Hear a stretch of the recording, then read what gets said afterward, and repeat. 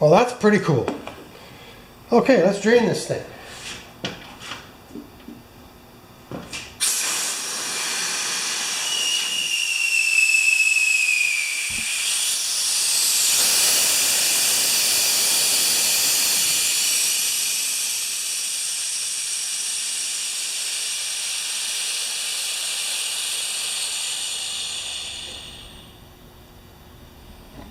That's pretty cool.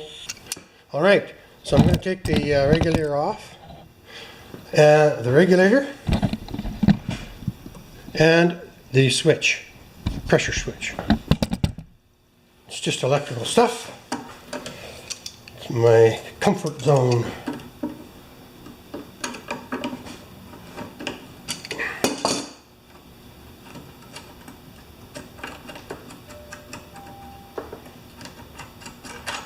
So the compressor works great, eh? So I'm just going to disconnect the leads, the gauge, and we'll spin it out from there. Thanks. All right, so I'm just taking off the couplers on this compressor switch.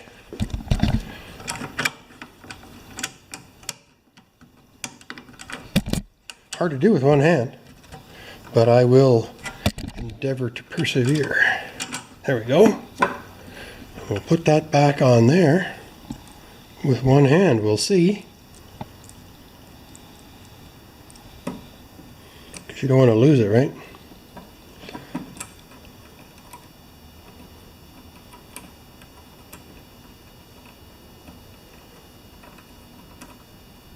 Come on. There we go. Now I just have to undo the copper line heading over to the other side over here, and then we'll spin that out of there.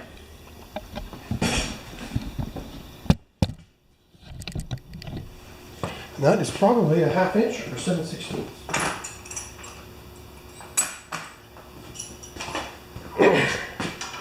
It's a 1/2. Ooh, loose, eh?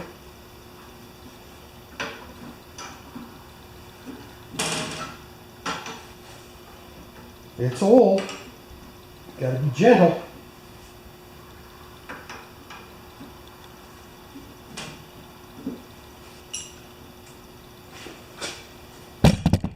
Right?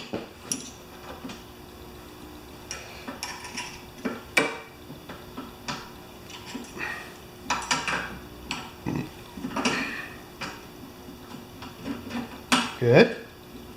And now we'll take the gauge off. And that's probably a 9/16. The reason why I'm taking the gauge off is we won't be able to get a full spin. I don't think. No, we won't. So it's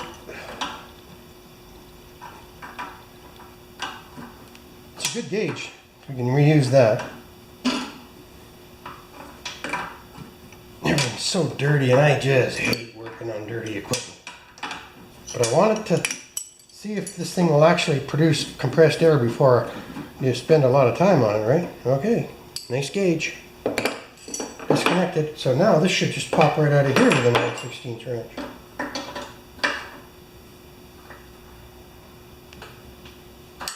Perfect.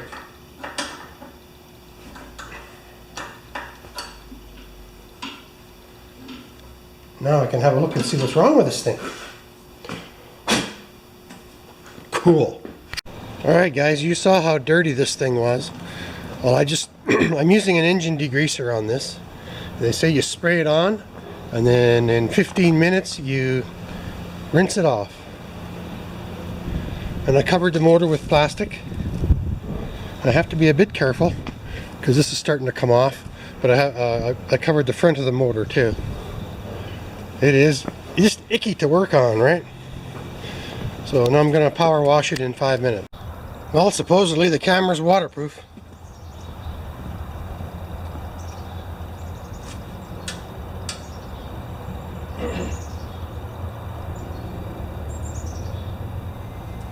Oh.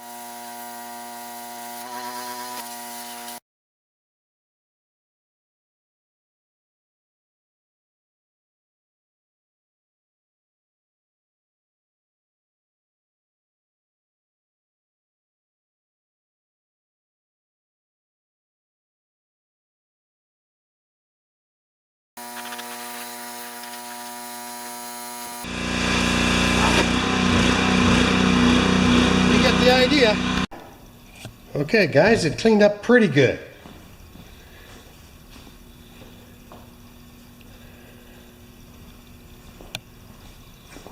So where we're at is we know it works, we know it compresses air, we know the tire holds air, and now it's time for some new controls. We have to install a pressure switch which turns the power on to the motor when it drops below 105 pounds, and then it takes it up to 135. I bought quarter turn valves for underneath here instead of the hand twist type. Where are those? Okay, gotta get my act together here. I hate these because when you're underneath and you're reaching, you don't know which direction to turn, left or right, and then these ones got beat up all to hell. And I bought some more Teflon tape. So I think the first thing to do is to replace the regulator. Now that, which is already loose, eh? Where am I? This new regulator, sorry, does not give me a pressure range. But we'll just do it. And these are tricky to get off because they're connected. The only swivel is up here on the manifold. So let's pump her up. So we can reach. And it's probably a 9/16 wrench. We'll start there. That's the thing when you're working on pressure washers and compressors, is there's a million different bolt sizes. That's a pretty good size. Yep. Let's just keep going up. There it is. Now, hopefully, no, I'm going to get the old adjustable wrench here. So we have to disconnect it up here so we can spin it down there.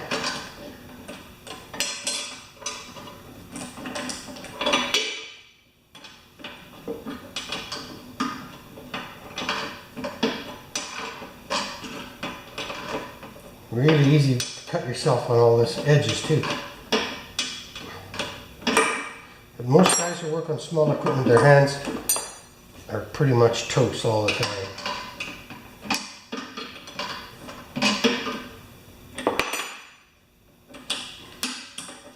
There we go. So a little tiny header, kind of cute. Let's pull this out of here, and now we can take this.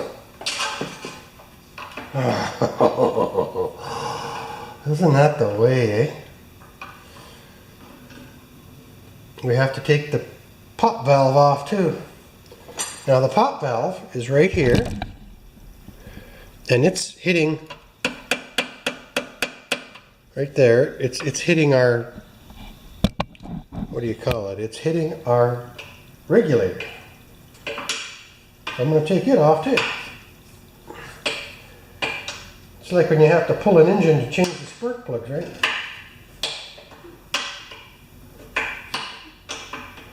But it doesn't hurt to take all this stuff off and clean it anyway, I guess.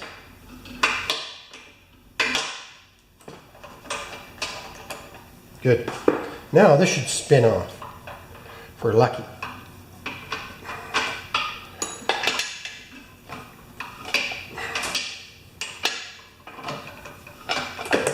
Good. This was leaking out of here.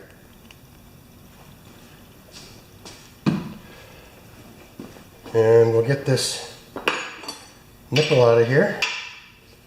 Are we allowed to call them nipples? These are good quality ones though.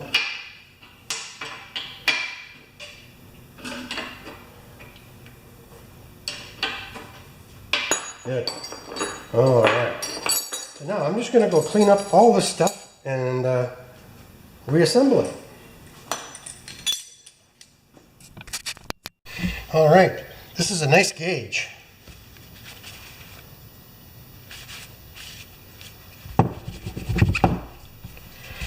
just like my compressor, this one's just covered in a fine layer of icky goo. So this regulator had 4 ports, 2 small and 2 big, and this regulator's only got 3. So I think I'm going to mount the gauge on the front, but I have to use this bushing which I had in my stock. I have just a miscellaneous bunch of brass fittings for pressure washers and for air. And the more of this kind of stuff you do, the more of this kind of stuff you have. Okay, I'm a believer in Teflon tape. Gauge. Now when you're doing this, there's a pin in the bottom, pinhole in the bottom of this. You don't want to cover that up. Woo. And roll it in the direction of the thread. Now that's hard to say because I'm left-handed and I probably make this look awkward, right? Now on the regulator, it shows the air flowing this way, so the tank will be here. This will go to the gauges, and then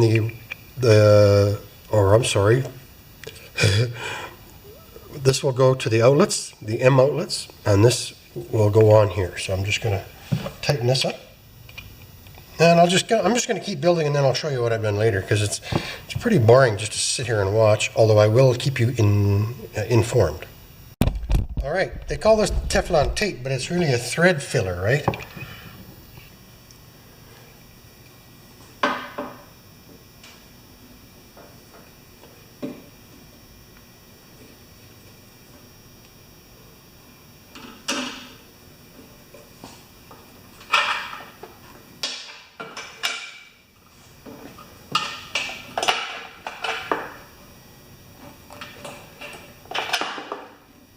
Okay, it's starting to get tighter.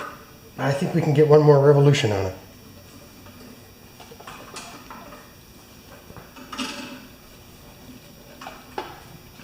And that's the problem with this stuff. Sometimes if you go a half turn too far, you don't get what you're looking for. Okay, wrench. My kingdom for a wrench.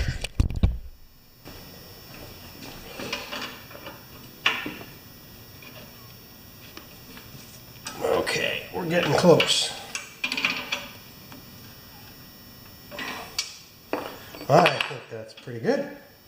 Now, this thing actually sticks through there like that. So I can see.